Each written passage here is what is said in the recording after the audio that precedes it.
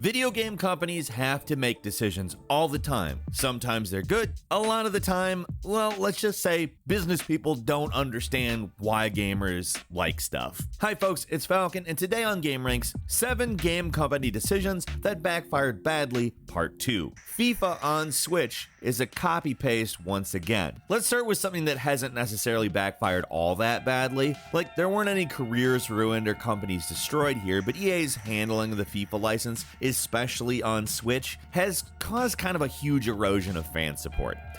2 simple words can explain this. Legacy Edition.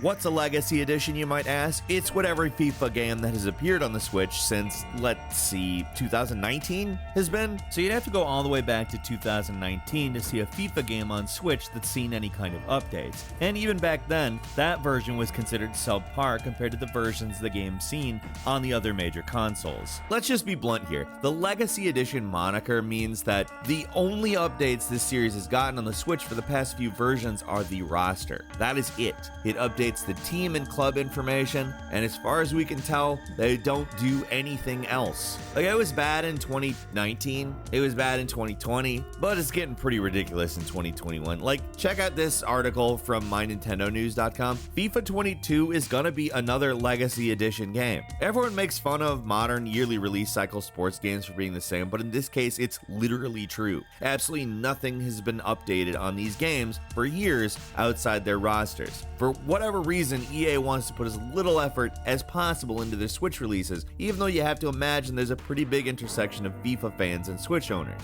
I mean, Switch is an incredibly popular console, so the only real people who are going to feel this one are the poor Switch owners who go out of their way to buy new FIFA games to find out exactly the same game from last year is here, just with some different rosters. It sucks.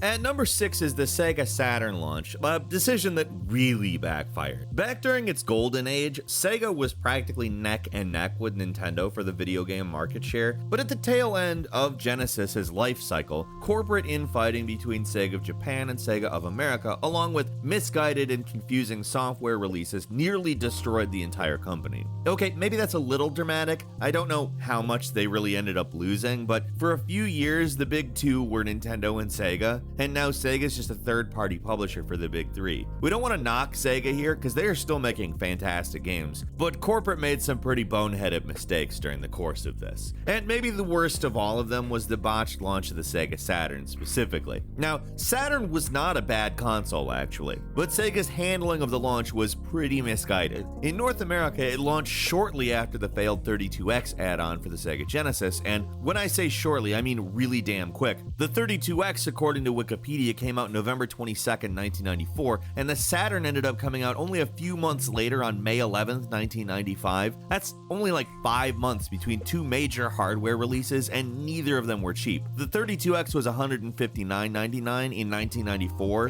which is like $300 in 2021 money, and the Sega Saturn was a whopping $399, which amounts to $700 in today's money. The 32X ended up being an expensive paperweight for most Sega gamers, including myself. I bought the thing for Knuckles Chaotix, and while that is an interesting game that can give you a lot of fun and is filled with fantastic music and graphics and cool things, it's also basically the only game I enjoyed on it. On top of that, there were 2 iterations of the Sega Genesis by this point, and there was also the Sega CD, which also had an okay Sonic game on it. Needless to say, we were a little bit tuckered out on hardware at this point, but the big 1-2 punch that basically killed the Sega Saturn dead in its tracks occurred at E3 1995, where Sega, in an effort to surprise its audience, revealed during their press conference that the Saturn was going to cost $399.99, followed by its big shocker that it was already out. You could potentially go out and buy it now. That is one hell of a stealth release, like Sega thought of it before Beyonce. It did not work for them though. Their main goal was to beat Sony's new PlayStation to market. Like, they saw the PlayStation as a direct competitor to the Saturn, considering they were both disc-based consoles, and the reveal probably seemed like a good idea at the time. The problem came just apparently like a few minutes later.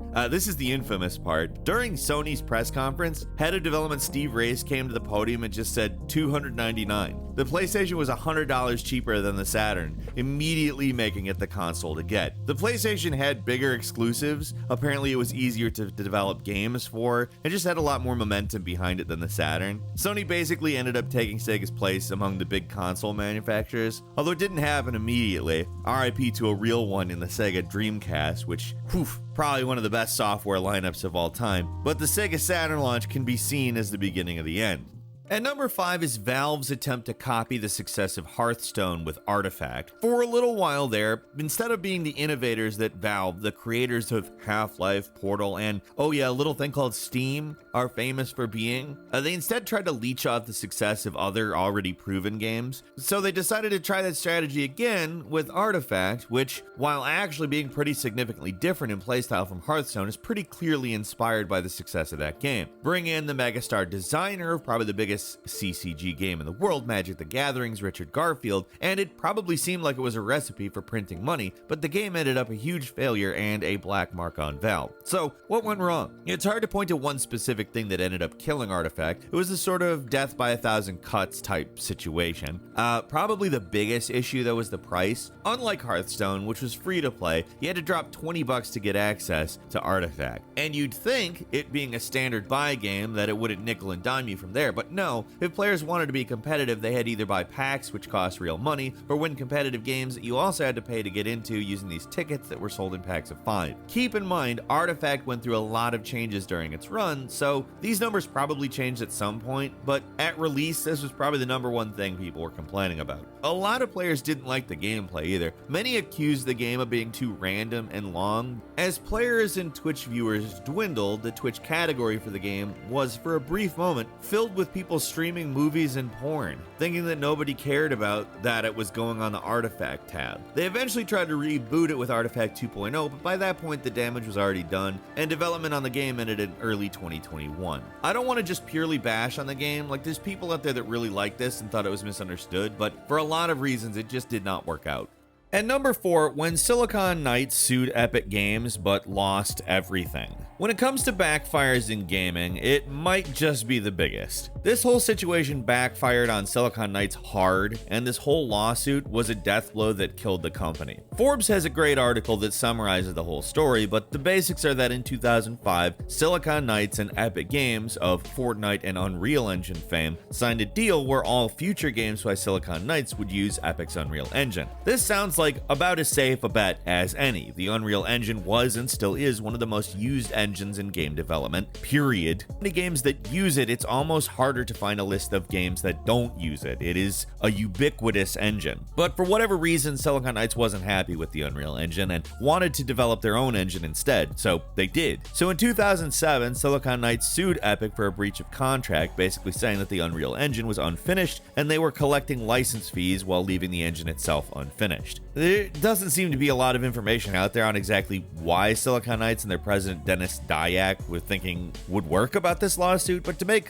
a long story short, it didn't go well. For one, Epic countersued and claimed that Silicon Knights' new engine actually used stolen code from Unreal, which actually ended up being true. The court ruled that Epic had deliberately and repeatedly copied thousands of lines from Epic Games' copyrighted code, and then attempted to conceal its wrongdoing by removing Epic Games' copyright notices and disguising Epic Games' copyrighted code as Silicon Knights' own. This is done like a huge blunder. They were forced to pay almost $9 million to Epic to cover damages and court fees, and infamously were ordered to destroy all unsold copies of 2 Human and X-Men Destiny. 2 years later, they filed for bankruptcy, and that was it. They were done with the games industry. They didn't just lose the original case, they also exposed some pretty blatant code theft, which is perhaps one of the biggest backfires in gaming history.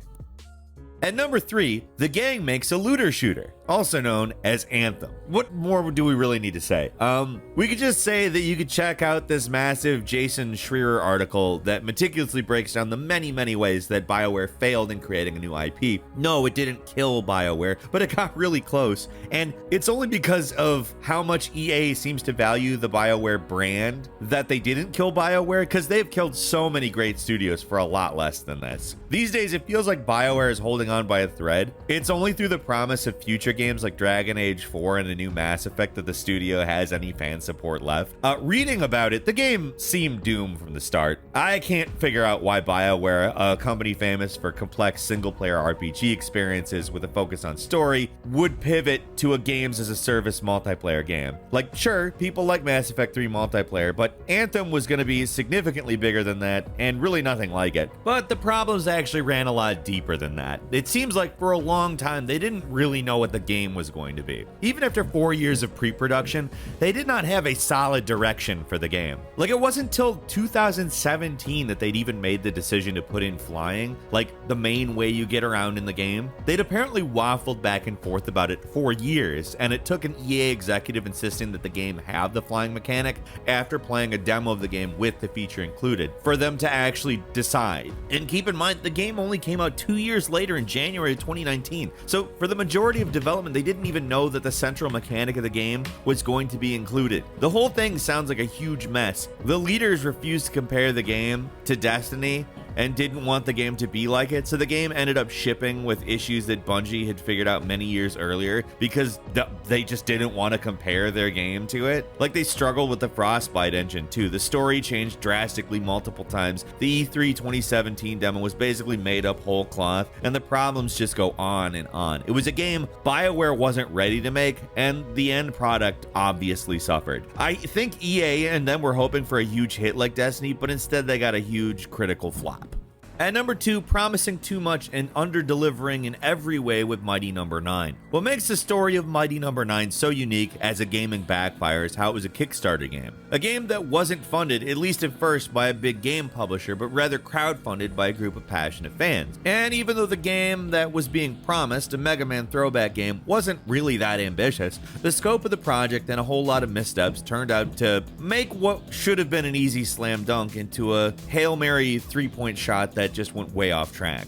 Announced all the way back in 2013 by Kenji Inafune, the game was exactly what it looked like, a new Mega Man game in all but name. And back then, people had felt that Capcom underutilized the Blue Bomber. They were more than happy to support someone coming out with a game that looks and plays like those classics. The whole hype surrounding the game seems kind of ridiculous these days, where retro throwbacks and old school indies seem to come out on a daily basis, but back then it was something new and exciting, or at least sorely missed. It's worth noting that Kenji Inafune, the guy behind the whole thing, wasn't actually the guy who created Mega Man. The dude who actually created him was Akira Kitamura, but Inafune did produce a lot of Mega Man games during his time at Capcom, including the cult favorite Mega Man Legends games. So there was a ton of game design experience there, but what they didn't have was Kickstarter experience. Right from the start, they promised way too big, with changing stretch goals that didn't realistically account for how much it would all cost. Even after making almost $4 million off Kickstarter and slacker backer pledges, that wasn't going to be enough. Probably the biggest issue is that there were actual game development studios at play here. The game was being made by Concept and Inti Creates, who are a small but prolific studio, and there's a lot more expenses to operate them than your average garage coder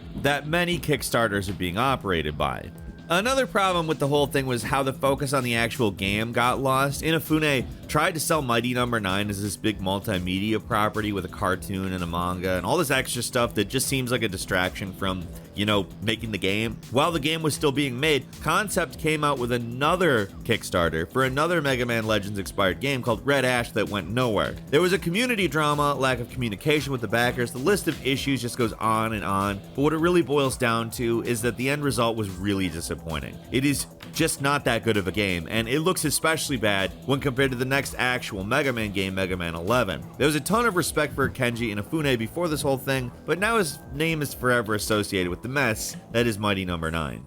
And finally, number 1 is CD Projekt Red releasing Cyberpunk 2077 in an unfinished state. I mean, what can we say about this one that hasn't already been said? Cyberpunk 2077 was one of the most hotly anticipated games of all time. Like, the hype was real for this one, but it's safe to say that a lot of people were not happy with the end result. CD Projekt Red went from one of the most respected studios in the gaming business with massive fan support to, well, what it is now. People waited 8 years for this game, and expectations were through the roof. Many consider Witcher 3 to be one of the best games ever, so this one will definitely be better than that one, right? So when the unfinished state of the game hit the paying audience, the people turned, and they turned hard. Some of the hate this game gets, at least to us, seems a little over the top, but at the end of the day, the reason the game has so many problems is because the developers chose to release the game in a clearly unfinished state. At the end of the day, it was their decision, and they ended up paying for it. Now, we don't want to just be a hit piece on Cyberpunk right now. A lot of people were really disappointed with the game, but there are plenty of people who enjoyed it for what it was. There's just no denying that the state of the game that it came out in was not great. Like, it was very buggy. The console versions were incredibly rough looking, and for a game that was partially being sold as an immersive and beautiful experience, having the world populated with blurry box people, it was not a good look. Like Anthem, it was another game that was plagued with production issues as well. And also like Anthem, the project seemed to be seemingly restarted multiple times during development. It seems like they never really had a clear vision for what the game was actually supposed to be, while at the same time building an entirely new engine. Again, like Anthem, they showed a crowd-pleasing demo that was almost totally fake. Even now in 2021, Cyberpunk 2077 is far from fixed. Bugs are still commonplace, and in a lot of ways, the world of the game feels empty and half-baked. But unlike Bioware, who seem to have all but given up on Anthem, CD Projekt Red are still updating the game. Maybe someday it'll be the game that captures the imaginations of so many people, but unlike a lot of games we've mentioned so far, that's at least possible. So while we remain hopeful, we can't deny that the botched launch of Cyberpunk 2077 did long-term damage to CD Projekt Red's reputation, and at least for now, we can't say if they're ever going to totally recover from it. And that's all for today. Leave us a comment, let us know what you think. If you like this video, click like. If you're not subscribed, now's a great time to do so. We upload brand new videos every day of the week. Best way to see them first is, of course, a subscription, so click subscribe. Don't forget to enable all notifications, and as always, thank you very much for watching this video. I'm Falcon. You can follow me on Twitter at Falcon the Hero. We'll see you next time, right here on gameranx.